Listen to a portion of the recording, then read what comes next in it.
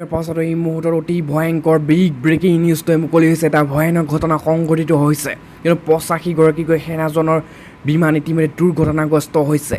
আৰু এটা ভয়ানক ঘটনাই সমগ্ৰ অসমৰ লগতে দেশজুৰি ইতিমধ্যে তোলপাৰ লগাইছে, কিয়নো 85গৰাকীকৈ সেনা জোৱান কঢ়িয়াই নিছিল এখন বৃহৎ বিমানে। আৰু বিমানখন ইতিমধ্যে 85গৰাকী সেনা জোৱান লৈ কঢ়িওৱাৰ পিছতে ইতিমধ্যে আকাশমাৰ্গতে বিমানখন দুৰ্ঘটনাগ্ৰস্ত হৈছে। আৰু সকলো ইতিমধ্যে দুৰ্ঘটনাগ্ৰস্ত হোৱা কিয়নো উৰণৰ কিছু সময় পিছতে যিহেতু দুৰ্ঘটনাগ্ৰস্ত হৈ সকলো ভিডিঅ' ইতিমধ্যে ফাদিল হৈ পৰিছে, কেমেৰাত বন্দী হৈছে। প্ৰথমতে আপোনালোকক জনাইছোঁ যে এক ভয়ংকৰ বিমান দুৰ্ঘটনা সংঘটিত হয়।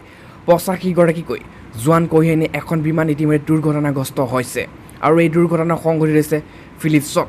আৰু দেওবাৰে ইতিমধ্যে পুৱাৰ দক্ষিণ ফিলিপছত ইতিমধ্যে সংঘটিত হোৱা এই দুৰ্ঘটনাত কিমান সৈনিকৰ মৃত্যু হৈছে সেয়াও এতিয়াও জানিব পৰা হোৱা নাই, কিয়নো ইতিমধ্যে 85গৰাকী এইকৈ সেনাজন কঢ়িয়াই নিছিল আৰু তাৰপিছতে দুৰ্ঘটনাগ্ৰস্ত হৈছে। যিহেতু এতিয়ালৈকে কোনো সন্ধান উলিয়াব পৰা নাই কিমানজন সেনাৰ জোৱানৰ মৃত্যু ঘটনা ঘটিছে। আৰু এই দুৰ্ঘটনাত কথা সাংবাদিকে সদৰি কৰিছে ইতিমধ্যে সেনা প্ৰধানে। আৰু এতিয়ালৈকে 15গৰাকী জোৱানক উদ্ধাৰ কৰা হৈছে বুলি সদৰি কৰিছে প্ৰধানগৰাকীয়ে। আৰু তাৰ লগতে সেনা প্ৰধানে স্পষ্টভাৱে কৈছে যে আৰু কিমান জোৱানৰ মৃত্যু ঘটিছে তাক লৈ ইতিমধ্যে চিন্তিত হৈ পৰিছে সমগ্ৰ বিশ্ব। আৰু এটা বহুতেই ভয়ানক কঁপাই যোৱা ঘটনা সংঘটিত হৈছে, কিয়নো এটা দ্বীপত বিমানখন অৱতৰণৰ সময়তে সংঘটিত হৈছে এই ভয়ংকৰ দুৰ্ঘটনাটো। কিয়নো বিমানখন ইতিমধ্যে অৱতৰণ কৰিব লৈছিল আৰু সেই সময়ত এটা দ্বীপত অৱতৰণ কৰিছিল এই বিমানখনে। আৰু বিমানখন অৱতৰণ কৰাৰ সময়তে এই ভয়ানক ঘটনাটো সংঘটিত হৈছে, কিয়নো বিমানখন ইতিমধ্যে দুৰ্ঘটনাগ্ৰস্ত হোৱাৰ ফলত 85গৰাকীৰ ইতিমধ্যে সেনাজনৰ ভিতৰত কিমানজন সেনাজোৱানে ইতিমধ্যে মৃত্যু খাবদিছে কোনো তথ্য বৰ্তমানলৈকে আহি পৰা নাই। কিন্তু এই ঘটনাই সমগ্ৰ দেশ কঁপাই গৈছে, কিয়নো এক ভয়ংকৰ বিমান দুৰ্ঘটনা সংঘটিত হৈছে। আৰু বিমানখনত আছিল 85গৰাকীকৈ সেনাজন আৰু বাকী পাইলট আছিল 2জন। আৰু ইতিমধ্যে এই বিমানখন দুৰ্ঘটনাগ্ৰস্ত হোৱাৰ খবৰ আহি পৰাৰ পিছতেই সমগ্ৰ দেশ তোলপাৰ লাগিছে। আৰু এই দুৰ্ঘটনা সংঘটিত হৈছে ফিলিপছত। আৰু এই দুৰ্ঘটনাৰ ইতিমধ্যে সংঘটিত হোৱাৰ এই দুৰ্ঘটনাত কিমানজন মৃত্যুক খবৰ দিবলগীয়া হৈছে সেয়া স্পষ্টভাৱে জনাব পৰা নাই সেনাগৰাকীয়ে আৰু সেনা প্ৰধানে। কিন্তু এতিয়া অনুমান কৰিছে যে বৰ্তমান 15জন সেনাজনক ইতিমধ্যে উদ্ধাৰ কৰিবলৈ সক্ষম হৈছে সেনা জোৱান।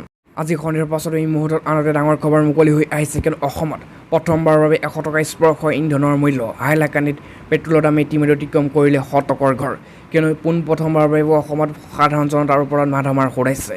কৰোনা মহামাৰী প্ৰতিৰোধৰ বাবে বলবৎ লকডাউনৰ ফলত জীৱিকালৈ নামি আহিছে জোৰ সংকট। তাৰ মাজতে ইন্ধন আৰু অত্যাৱশ্যকীয় সামগ্ৰীৰ মূল্য বৃদ্ধিয়ে সৰ্বসাধাৰণৰ জীৱনৰ দুৰ্বিষহ কৰি তুলিছে। এনে সংকটপন্ন সময়তো কেন্দ্ৰীয় আৰু ৰাজ্য চৰকাৰসমূহৰ নামি পৰিছে কৰ সংগ্ৰহৰ অঘোষিত প্ৰতিযোগিতাত। আৰু ফলত এটা মাহৰ ভিতৰতে পেট্ৰল আৰু ডিজেলৰ মূল্য দেশৰ ভিতৰতে অসমত 18বাৰ পৰ্যন্ত বৃদ্ধি পাইছে। আৰু শনিবাৰে অসমৰ হাইলাকান্দি জিলাত প্ৰথমবাৰৰ বাবে পেট্ৰলৰ মূল্য 100 টকাৰ ঘৰ অতিক্ৰম কৰিছে। আৰু জিলাখনত শনিবাৰ ইতিমধ্যে দিনটোত পেট্ৰলৰ দাম হ'লগৈ প্ৰতি লিটাৰ 100.18 টকা।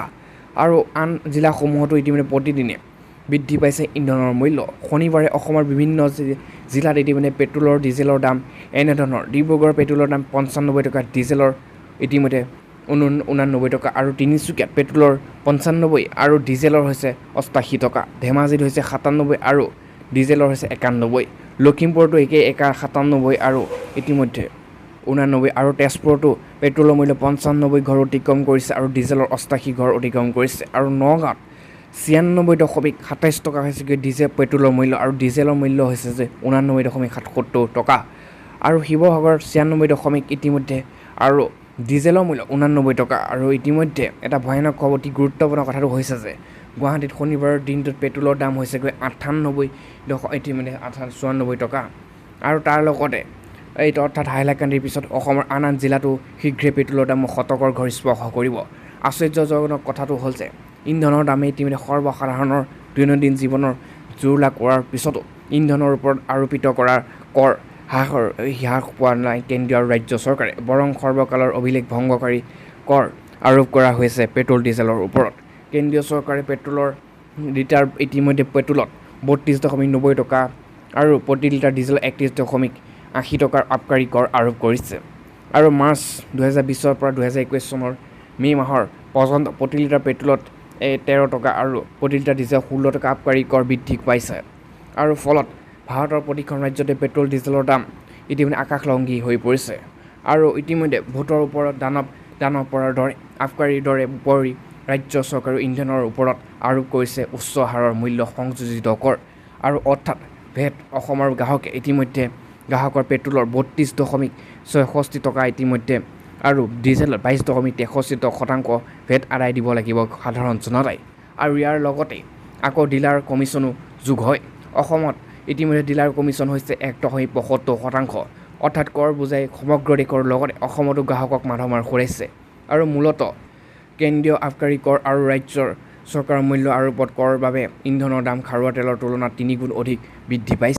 এই মুহূৰ্তত অতি ভয়ংকৰ এটা ব্ৰেকিং নিউজ মুকলি হৈ আহিছে কিয়নো তাপমাত্ৰাই লৈছে ভয়ংকৰ ৰূপ আৰু প্ৰায় ৫০ ডিগ্ৰী চেলচিয়াছ আৰু ইতিমধ্যে ৪৮৬ জনৰ মৃত্যু ঘটনা পোহৰলৈ আহিছে আৰু ইতিমধ্যে ৰেকৰ্ডৰ স্তৰ তাপমাত্ৰা আৰু তাৰ লগতে ইতিমধ্যে এই ভয়ংকৰ বিপদ আহিছে সমগ্ৰ দেশতেই তাৰ লগতে কৈছে প্ৰকৃতিৰ কি আশ্চৰ্যকৰ লীলা পৃথিৱীৰ যি কেইখন দেশত ইতিমধ্যে সৰ্বাধিক শীত পৰে সেই ভিতৰত অন্যতম হৈছে কানাডা কিন্তু এতিয়া গৰমে মৃত্যুক বিভীষিকাৰ সৃষ্টি কৰিছে আৰু বিগত কেইদিনমান কানাডাত প্ৰচণ্ড গৰম আৰু গ্ৰীষ্ম প্ৰবাহ হৈছে ইজনৰ পিছত সিজন লোকৰ মৃত্যু ঘটিছে কিন্তু মৃতকৰ সংখ্যাই ৫০০ ঘৰ অতিক্ৰম ঘটিছে আৰু চৰকাৰী সূত্ৰই জনোৱা মতে মৃতকৰ সংখ্যা অধিক হোৱাৰ আশংকা আছে আৰু কানাডাৰ ব্ৰিটিছ কলম্বিয়াত তাপমাত্ৰা প্ৰায় ৫০ ডিগ্ৰী চেলচিয়াছ হৈছেগৈ আৰু কানাডাৰ ইতিহাসত এই তাপমাত্ৰা সৰ্বাধিক আৰু ইতিমধ্যে ৩ দিনত দেশখনত লিটন এলেকাত তাপমাত্ৰা ইতিমধ্যে ৪৯.৬ ডিগ্ৰী চেলচিয়াছলৈ বৃদ্ধি পাইছে আৰু এই বৃদ্ধি পোৱাৰ ঘটনাই সমগ্ৰ বিশ্বকে স্তম্ভিত কৰিছে আৰু আগন্তুক কেইদিনমান তাপমাত্ৰা কমাৰ আশা কৰা নাই বতৰ বিজ্ঞানী কিন্তু ইতিমধ্যে যি ঠাইত বৰফ পৰে যি ঠাইত ঠাণ্ডা সেই ঠাইত ইতিমধ্যে এফালৰ পৰা তাপমাত্ৰা সমগ্ৰ পৃথিৱীতে ছাতি ধৰিছে সূৰ্যৰ পোহৰে কিন্তু ৫০ ডিগ্ৰী ওপৰলৈ চেণ্টিগ্ৰেড হোৱাৰ পিছত ৪০০-৫০০ লোক মৃত্যু মুখত পৰিছে আৰু এই ঘটনা কিছুমান ভাৰতৰ কিছু অংশতো ইতিমধ্যে এই তাপমাত্ৰা অধিক হোৱাৰ দেখা দিছে আৰু বতৰ বিজ্ঞানী সকলোকে সতৰ্কবাণী অৱলম্বন কৰিবলৈ হাই এলাৰ্ট জাৰি কৰিছে কিয়নো ইতিমধ্যে এই এখন দেশৰ হাজাৰ হাজাৰ লোক ইতিমধ্যে মৃত্যুমুখলৈ ঠেলি গৈছে আৰু কিয়নো প্ৰচণ্ড গৰম বৃদ্ধি পাইছে সূৰ্যৰ আৰু পৃথিৱীৰ দূৰত্বৰ ফলত আজি সন্ধিয়াৰ পাছতো এই মুহূৰ্তত আন এটা ডাঙৰ খবৰ মুকলি হৈ আহিছে কিয়নো ইয়াত কৈছে যে LPG চিলিণ্ডাৰ পাব ৯০০ টকা ৰেহাই আৰু সোনকালে পৰীক্ষা কৰক আপুনি এই অফাৰ কিয়নো আপুনি এতিয়া LPG চিলিণ্ডাৰ সম্পূৰ্ণ কেছবেক পাব আপুনি এটকা দিব নালাগে আৰু LPG গেছ চিলিণ্ডাৰ ১ মাহৰ জুলাই পৰা ইতিমধ্যে ব্যয়বহুল হৈ পৰিছে কিয়নো দিল্লীত LPG চিলিণ্ডাৰৰ মূল্য ৮৩৪ টকালৈ বৃদ্ধি পাইছে ইফালে যদি আপোনাৰ এটা ভাল সুযোগ আছে য'ত আপুনি সস্তীয়াকৈ LPG গেছ চিলিণ্ডাৰ পাব আৰু এই অফাৰটো পেটিএমৰ পৰা আপুনি ল'ব পাৰিব য'ৰ পৰা আপুনি বুকিঙত ৯০০ টকাৰ কেছবেক প্ৰাপ্ত কৰিব পাৰিব আৰু ইয়াৰ উপৰিও আপুনি পেটিএমে এটা সুবিধা প্ৰৱৰ্তন কৰিছে যাৰ জৰিয়তে ব্যৱসায়ীসকলে কেইবা ঘণ্টাৰ বুকিঙৰ পাছতো আন প্লেটফৰ্মৰ পৰা পৰিশোধ কৰিব পাৰে কিয়নো আপুনি এতিয়া ৯০০ টকা কেছবেক পাব কোম্পানীৰ মতে যদি আপুনি প্ৰথমবাৰৰ বাবে LPG চিলিণ্ডাৰ বুকিং কৰে আছে তেন্তে আপুনি 3টা চিলিণ্ডাৰ বুক কৰিলে ৯০০ টকা ঘূৰাই পাব পাৰে আৰু প্ৰথমবাৰৰ বাবে ব্যৱহাৰকাৰীসকলে পেটিএমৰ ফাষ্ট পে'মেণ্টটো পাব আৰু এই পইণ্টবোৰ ৱালেট বেলেঞ্চ আৰু ৰিডিম কৰিবলৈ ব্যৱহাৰ কৰা হ'ব আৰু লগতে বুকিং কৰাৰ এই ২৪ ঘণ্টাৰ ভিতৰত আপুনি কেছবেক আৰু ক্ৰেছ কাৰ্ড পাব আৰু এই ক্ৰেছ কাৰ্ড 7 দিনৰ ভিতৰত ব্যৱহাৰ কৰিব লাগিব যদি আপুনি এই ক্ৰেছ কাৰ্ডখন ইতিমধ্যে খুলিব নোৱাৰে আপুনি ইয়াক